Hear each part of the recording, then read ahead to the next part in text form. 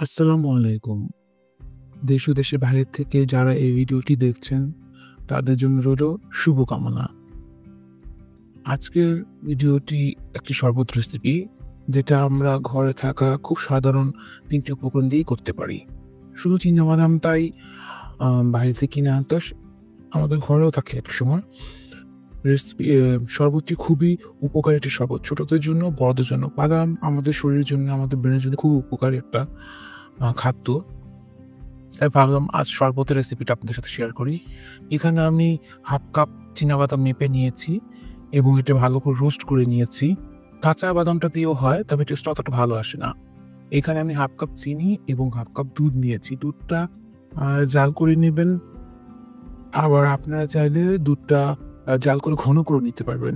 এতে টেস্টটা খুবই ভালো হয়। আর এখানে যে বাদামটা নিয়েছি, এটাকে ভালোভাবে পেস্ট করে নিতে হবে, যাতে কোনো দানা না থাকে।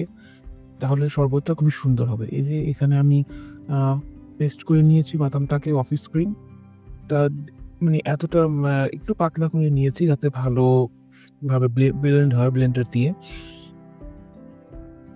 এবং ব্লেন্ড করার সময় চামিচ দিয়ে নেড়ে বারবার দেখবেন যে এটার ভিতরে কোনো দানা আছে কিনা। বাদামটা যাতে একদমই মিহি হয়ে যায়।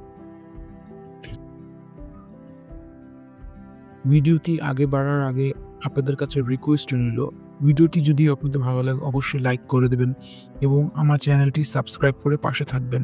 প্লিজ, আপনাদের একটা লাইক, একটা কমেন্ট আমার নতুন ভিডিও করার অনুপ্রেরণা যোগায়। এখন ভিডিওতে ফিরে যাওয়া যাক। এই যে আমি একটা পাতিলার ভিতরে আ ব্লেন্ডারের যে গায়ে লেগেছিল বাদামটা, সেটা পানি দিয়ে ধুয়ে নিয়ে নিয়েছি। আমার মতে খাবার আল্লাহর নিয়ামত, সেটা যতটুকু সম্ভব ওয়েস্ট না করা। তাই আমি এই কাজটা করেছি। এই বিষয়টি যদি আপনাদের কাছে ভালো না লাগে, তাহলে আমাকে ক্ষমা করবেন। এখন এই যে পাতিলের ভিতরে আমি বাদামের পেস্টটা সম্পূর্ণ নিয়ে নিলাম এবং এটার ভিতরে একে বাকি যে উপকরণ আছে সেগুলো দিয়ে দেব। ভালোভাবে নিয়ে নিচ্ছি পাতিলের ভিতরে।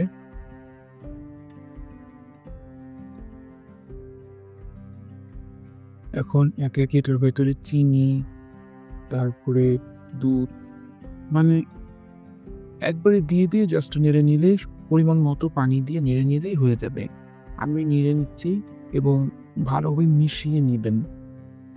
তা আমি এখানে পর্যাপ্ত পরিমাণে পানি দিয়ে দিচ্ছি। আপনাদের কাছে যতটুকু আপনাদের হিসাব মতো নিয়ে নেবেন।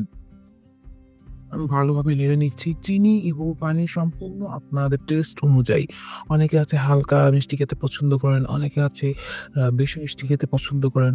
তবে শরবতের মধ্যে মিষ্টিটা কম হলে সেটা আবার ভালো লাগে না। শরবতের মধ্যে মিষ্টি বেশি হলে সেটা ভালো হয়, মজা লাগে। তো আমি এখানে ১ চিমটি পরিমাণ লবণ দিয়ে দিচ্ছি। মিষ্টি খাবারের মধ্যে এই ১ চিমটি পরিমাণ লবণ খাবারের টেস্টটাকে ব্যালেন্স করে। টেস্টটা আরো বাড়িয়ে তোলে। যারা লবণ খেতে পছন্দ করেন না, তারা চাইলে স্কিপ করতে পারেন। কোনো সমস্যা নেই। আমার কাছে পানিটা খুব কম মনে হলো, তাই আমি আরেকটু পানি নিয়ে নিলাম। যেটা বললাম আগেও, চিনি এবং পানি আপনাদের পরিমাণ মতো মিশিয়ে নিতে পারেন। আপনাদের কাছে যদি শরবতটা ঘন মনে হয়, তাহলে একটু পানি মিশিয়ে নেবেন। আর যদি আপনারা ঘন খেতে পছন্দ করেন, তাহলে আপনারা চাইলে শরবতটাকে পানি কম দিয়ে একটু ঘন করে গুলে নিলে হয়ে যাবে। তো এই যে আমার শরবতটা তৈরি হয়ে গেছে একদম ঘরোয়াভাবে।